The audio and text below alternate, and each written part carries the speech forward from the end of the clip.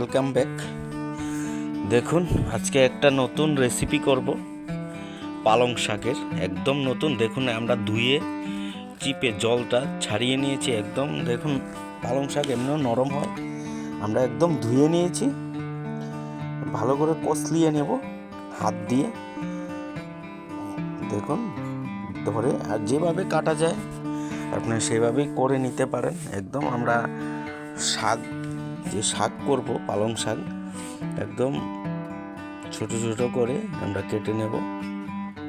দেখুন, চিকন চিকন করে। আর এখানে দেখুন, আমরা মটরশুঁটি নিয়েছি, সিম নিয়েছি, আর সাথে আমরা একটা আলু দেব, যেহেতু পালং শাকের পরিমাণটা কম। এখানে 500 গ্রাম নিয়েছি পালং শাক, সেখানে ধুয়ে একদম দেখুন অনেকটা কমে গিয়েছে, মজে গিয়েছে।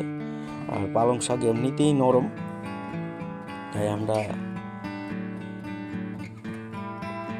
একটা আলু নিয়েছি। দেখুন, আলুটাও এইভাবে ছুলে পরিষ্কার করে নেবেন। পরিষ্কার করে আমরা ছোট ছোট করে কেটে নেব। পালং শাকটার সাথে আমরা বেশি বড় দেব না।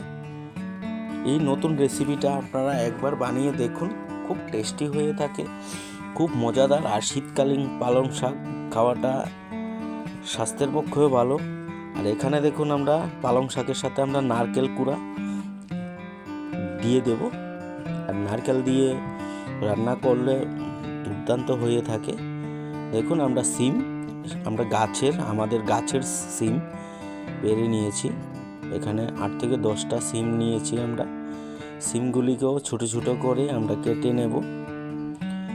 দেখুন, আমরা পালং শাকটা এইভাবে পরিষ্কার করে নিয়ে ভালো করে কেটে নিয়েছি, এবং তার সাথে লবণ একটু দিয়ে ভালো করে হাত দিয়ে মেখে নেব। তাহলে পালং শাকটা একদম মজে যাবে, আর তার ভিতর থেকে একটা জল বেরোবে, সেটা আমরা ফেলে দেব।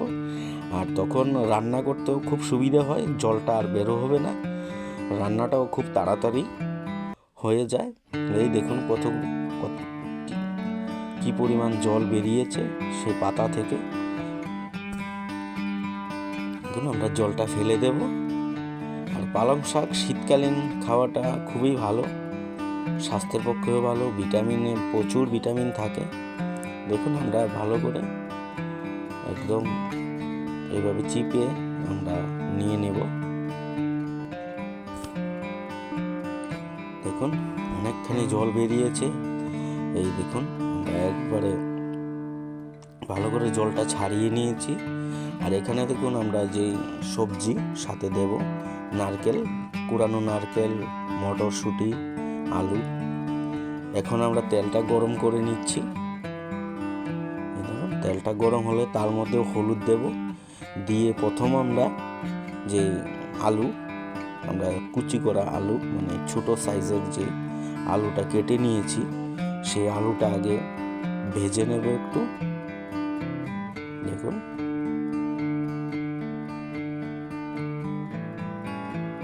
এইভাবে আপনারা ভেজে নেবেন, কারণ আলুটা একটু শক্ত হয় আর সিদ্ধ হতে একটু সময় লাগে। আর পালং শাক বেশি সময় লাগে না। তার সাথে আমরা মটরশুঁটিটাও দিয়ে দিলাম, একটু লবণ দিয়ে আমরা ভালো করে একটু নেড়ে প্রায় 10 মিনিট রেখে দেব। দেখুন, তাহলে আলু এবং মটরশুঁটিটা হয়ে যাবে, সিদ্ধ হয়ে যাবে। এইভাবেই আপনারা করবেন। আর মটরশুঁটিটা কাঁচা খেতে খুব ভালো, আপনারা শুকনো মটর দিয়েও করতে পারেন। আমরা 10 মিনিট ঢেকে রেখে দেব। 10 মিনিট পর আসলাম। দেখুন, মটরশুঁটিটিও সিদ্ধ হয়ে গিয়েছে, আলু সিদ্ধ হয়ে গিয়েছে। এই দেখুন, এখন আমরা তার মধ্যে যে সিমটা দিয়ে দেব।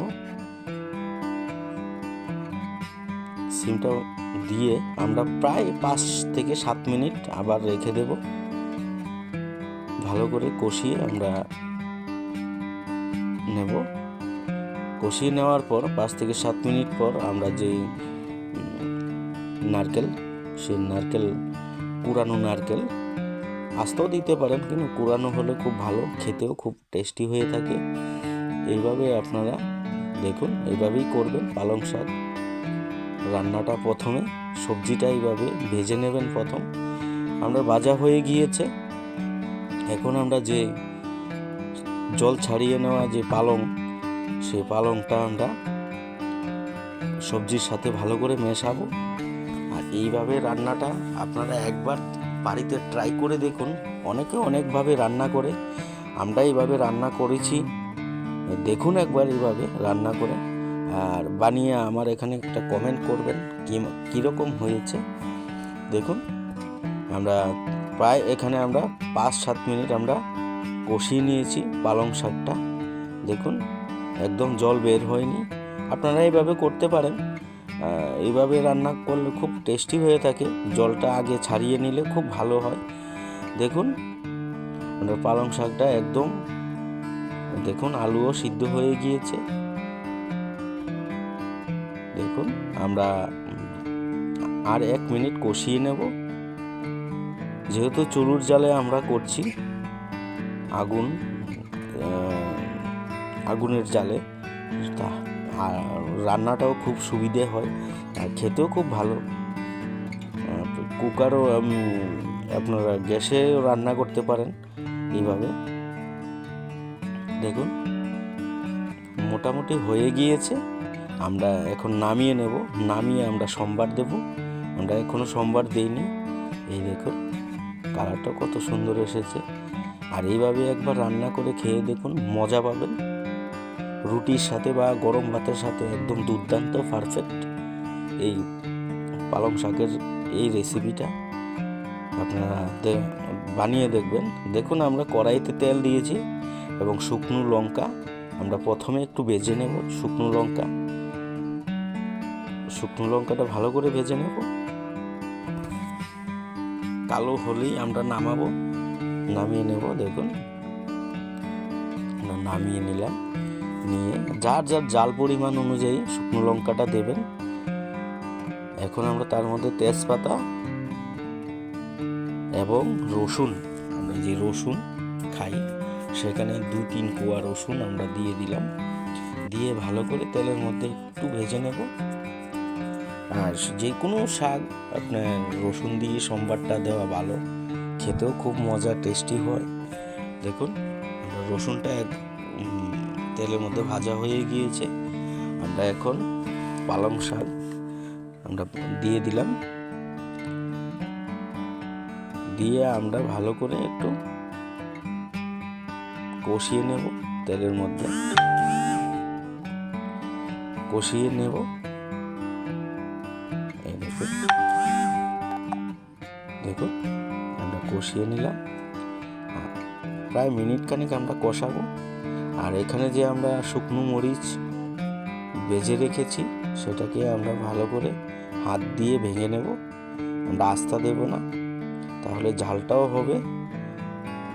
দেখুন আমরা এখানে কমই দিয়েছি, আপনারা যার ঝাল অনুযায়ী আপনারা দিতে পারেন। এই দেখুন ভালো করে একটু নাড়িয়ে নেবেন।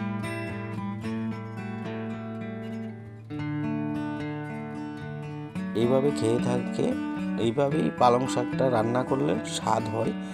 আর শীতে এই পালং শাক একমাত্র শীতেই পাওয়া যায়। দেখুন আমরা নামিয়ে নিয়েছি প্রায় 2-3 মিনিট পর কষানোর পর। দেখুন কালারটাও কত সুন্দর এসেছে।